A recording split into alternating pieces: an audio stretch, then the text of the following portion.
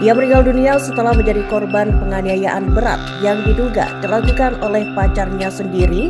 Di Surabaya, Jawa Timur, remaja perempuan 13 tahun menjadi korban kekerasan seksual. Pria tersebut yang tersulut emosi sejak awal langsung mengambil anaknya dan membantingnya di depan sang ibu hingga balita tersebut menangis. Shalom Bapak Ibu dan teman-teman yang dikasihi Yesus Kristus. Kembali lagi berjumpa dengan saya, Stephen Diki Sabak, dari kantor Kementerian Agama Kabupaten Sika dalam sisi penyuluhan online dengan tema Lindungi Bukan Menyakiti. Saudara-saudara baru saja menyaksikan video berita-berita berkaitan dengan kekerasan terhadap perempuan dan anak. Bayangkan seorang anak yang seharusnya tertawa, harusnya bermain, dan seharusnya aman, justru hidup dalam ketakutan. Bayangkan seorang perempuan yang seharusnya dihargai dan dicintai, justru harus menahan luka, baik di tubuh maupun hatinya. Kekerasan terhadap perempuan dan anak bukan hanya tentang luka yang terlihat. Lebih dari itu, saudara. Ada luka batin yang seringkali tidak pernah sembuh. Rasa takut, rasa trauma, kehilangan kepercayaan diri. Semua itu bisa menghancurkan masa depan seseorang, bahkan sejak usia yang sangat dini. Yang lebih menyedihkan, kekerasan sering terjadi di tempat yang seharusnya paling aman, yaitu di rumah, di lingkungan terdekat, dan oleh orang yang dikenal. Dan banyak korban memilih untuk diam, karena takut, karena merasa malu, atau karena merasa tidak percaya akan orang lain. Hari ini, kita tidak lagi boleh menutup mata. Kita harus berani berkata, cukup, kekerasan bukan budaya. Kekerasan bukan hal yang bisa dimaklumi, dan kekerasan tidak boleh dibiarkan. Mari menjadi bagian perubahan. Dengarkan mereka yang berani berbicara.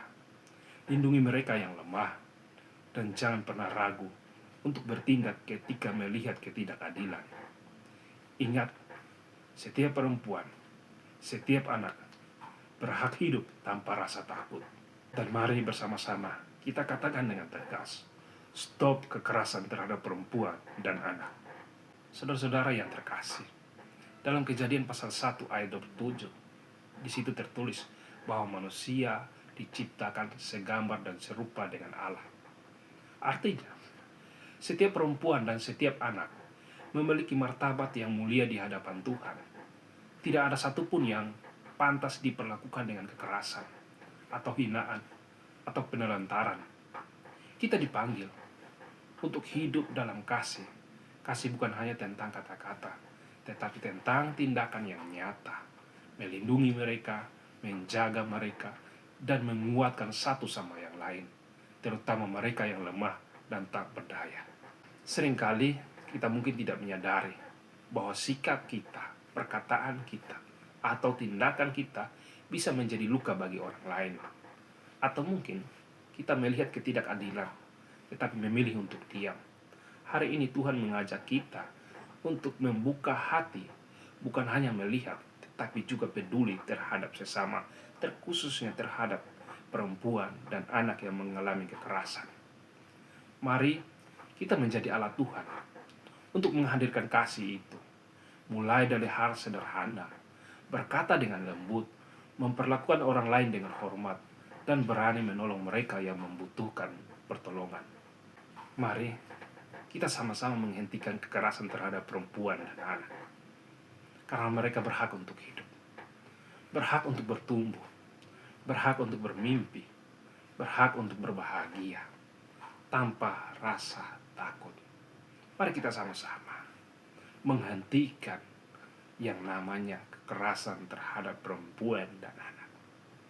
Kiranya penyuluhan hari ini boleh memberkati saudara-saudara untuk menjadi agen perubahan, untuk menghentikan kekerasan terhadap perempuan dan anak. Sampai jumpa di penyuluhan online berikutnya. Tuhan Yesus memberkati kita semua. Amin.